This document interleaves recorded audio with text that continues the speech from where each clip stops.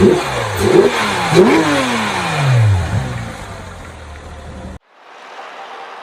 back to the AAA MF YouTube channel.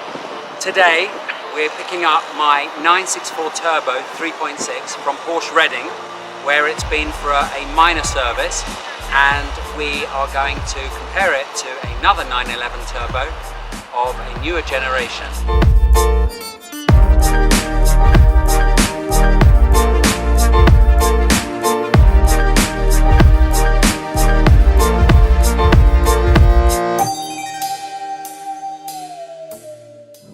So, normally I'm on the other side of the camera lens,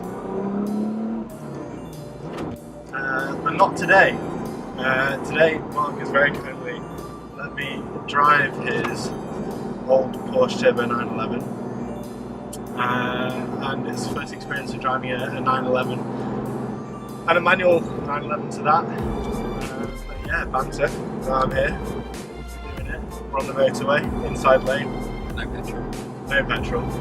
But we're driving the car for a little while now down the motorway, and we've kind of realised that it's not exactly designed for tall people, as you probably can't see it, but my left knee is touching the steering wheel and touching the gear lever at the same time, which is so what you're saying is it's perfect for hobbits like me.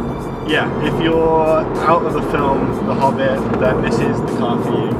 Frodo Baggins, let's sort him out. Hashtag AAAMF. So I posted a photo of this car on Instagram and asked you guys questions that you would like to know about this car, and one of them was running costs, maintenance. So we got to the petrol station and the fuel tank was empty, and so this is how much it costs to fill up a 964 Turbo.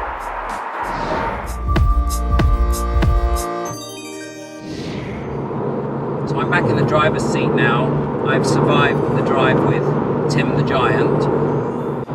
Why did I buy the car? What are the running costs, maintenance, hairy moments? So let's start with why did I buy the car? I think that's pretty easy to answer. I saw Bad Boys, Will Smith film, and wanted one ever since I saw that film, especially the end scene down the runway with the AC Cobra and the 911 Turbo sparkling in the sun with those beautiful three-piece split rims. The car I've got was owned by Jensen Button's manager before me, and he had it in storage for a couple of years. I sent it to Porsche Reading for its first inspection and service, and we just picked it up today from Reading after it had a minor service, and the bill was a whopping £1,700. That's just for a minor service, and obviously Porsche found loads of other little bits that needed replacing or changing. Just as an example, the front badge on the bonnet was coming loose, and so they replaced that. So I brought the car back to mint condition now, and I do like Porsche looking after the car, and they also did a 111-point check, so the check that they would do for any used car that they were selling, and I've asked them to correct everything on the car. So that's a minor service.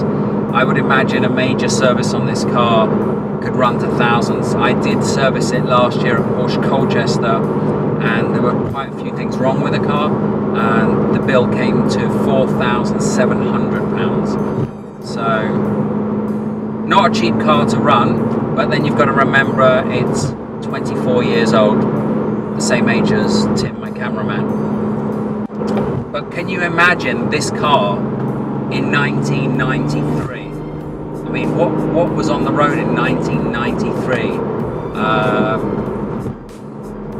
from the major manufacturers? I mean, Ferrari hadn't come out with the 355 yet, so there was the Ferrari 348, which was not a great car. But if you compare this to what the everyday cars on the road, this must have been spectacular at the time.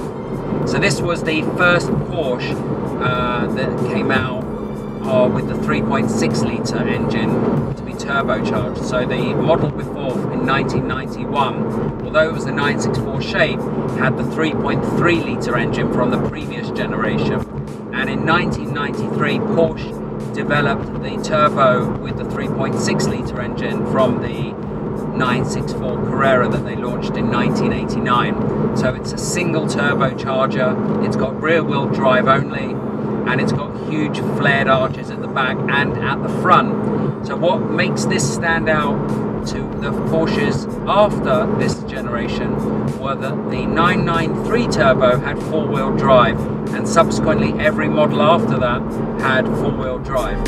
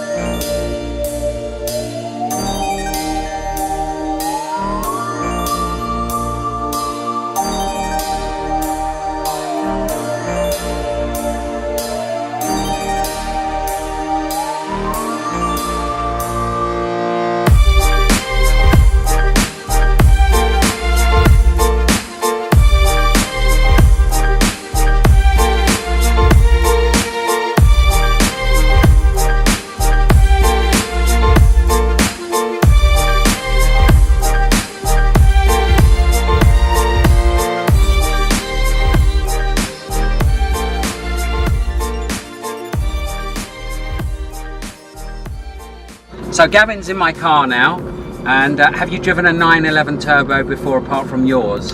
No, not apart from mine. So far in the first 30 seconds or so it seems pretty good. A lot more lag, nowhere near as responsive, but I haven't given it any welly yet. Not yet. So you've got an old 911, I believe, right? Yeah, I've got a 72 911E, very different thing, much more prehistoric to drive than this, but similar in a way.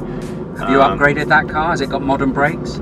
No, it hasn't. So the first thing I noticed. So it doesn't stop? No, it doesn't stop at all. You have to really stamp, which is a bit disconcerting. That's the first thing I noticed about this. The brakes are kind of almost modern day-ish. These are really good brakes. These are the full pot red calipers, so they've got really good stopping power. Yeah.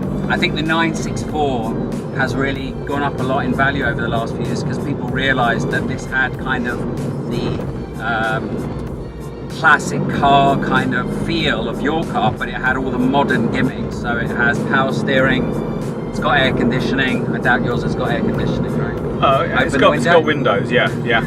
Sometimes they work, especially from the other side. Yeah. It's no, this feels much more modern. I totally agree. You could definitely drive this car every day, and I've been driving it for 1 minute now. Yeah, it feels pretty solid. Certainly looks good.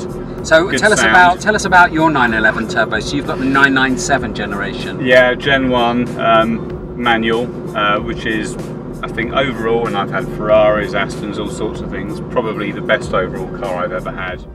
So we've been driving in the car for a little bit, and there's a Lamborghini there. And what do you think? Really easy car to drive. A lot of turbo lag.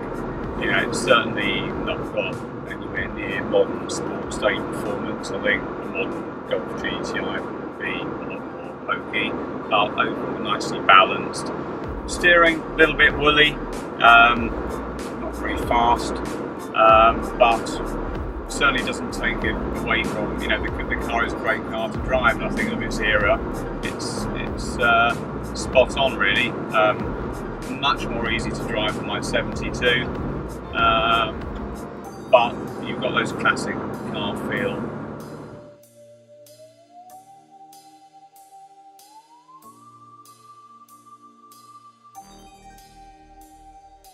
So the immediate difference between my car and Gavin's car is the steering wheel adjusts towards you and up and down, which mine doesn't, and electric seats. Really nice. Okay, mine sounds so good. So immediately you get into this car and you keep the clutch down further because you expect it to be really hard, but it's really light, and you have to actually come 95% off of the clutch to engage the gear. So a big difference, much lighter clutch. Electric seats, really nice touch. It's got nice carbon fibre bits on the interior, on the handbrake and the gear knob, which are really nice.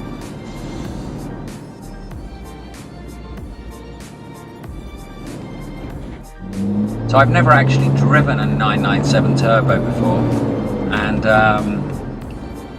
it feels quite easy to drive. The clutch is much lighter than my 964. I mean, I've been used to lifting off slowly in the clutch in the 964 because it's quite heavy, and this one is really light. That said, I think if I had a 911 turbo and it was a modern one, I think I'd probably go for PDK. We've been driving in horrible traffic around London now for a while, and I'm driving the 997 turbo. Gavin's in front of me in the 964 turbo, and no one is looking at this car, and everyone is staring at the 964 turbo. So it's around 80 degrees outside today, and we're in the 964 turbo with the aircon on full, and to quote Jeremy Clarkson, it's like someone with asthma trying to keep you cool. It doesn't really work, and so you're still pretty hot sitting in the 964 turbo with the aircon on full. In this, Gavin set the temperature to 18.5 degrees, and we're really nice and chilled in the car. So it's nice to have some creature comforts which you don't get in the classic cars. So just to summarize things that I love and hate about this car, I really like the air conditioning. I really like the fact that you can adjust the steering wheel. I like the light clutch. However, I wouldn't have a manual gearbox in this car if I was using it daily. Obviously, I like the four-wheel drive because it gives you a bit more confidence when you're going around the corners. Things I hate, I don't like the fact that it doesn't have the rear wheel arches, really wide rear wheel arches. And it doesn't have any wide arches at the front. The front are really narrow, and I think that we've noticed as we're driving along that everyone that walks past the two cars looks at the 964 turbo and really doesn't give this a glance. Tim and I are treating ourselves to an Oreo shake after spending about 2 hours in traffic. So what are the conclusions? The 964 turbo, in my view, looks a lot better than the 997 because the 997 doesn't have the flared arches of the 964 turbo. However, jumping back into the 964 turbo was horrible. The clutch is much heavier, the aircon doesn't work, and that makes it a really uncomfortable place to be when you're sitting in traffic because all you're doing is riding the clutch and you're sweating. So my conclusion is 964 turbo for something special to enjoy on the weekend, and the 997 turbo, much better everyday car. However, I'd go for the PDK gearbox as I think I'd want to use it every day and I wouldn't want a manual gearbox in London. And the 997 turbo or even the 991 turbo with a PDK I think is a great car for everyday use with the four-wheel drive, great aircon and lots of power and seamless delivery from the twin turbo engine. I hope you've enjoyed today. I hope you've enjoyed the cars and showing you around. Please feel free to leave comments below and subscribe, and the next video up will be my trip to Le Mans, which is coming up next week.